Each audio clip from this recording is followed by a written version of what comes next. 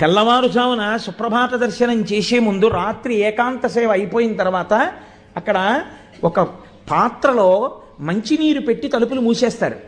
రాత్రి చతుర్ముఖ బ్రహ్మగారు వచ్చి స్వామివారి పాదాలు కడుగుతారు. కడిగిన తర్వాత ఆ పాత్రలో నీళ్లు కొన్ని మిగిలిపోతాయి. ఆ మిగిలిపోయిన నీళ్లు సుప్రభాత సేవకు వచ్చిన వాళ్ళకి తీర్థంగా ఇస్తారు. అందుకే ఇప్పటికీ వెంకటాచలంలో సుప్రభాతానికి వెళ్ళిన వాళ్ళకే బ్రహ్మతీర్థం అంటారంటే బ్రహ్మగారు పాదాలు కడగగా మిగిలిన నీళ్ళు ఇస్తారు.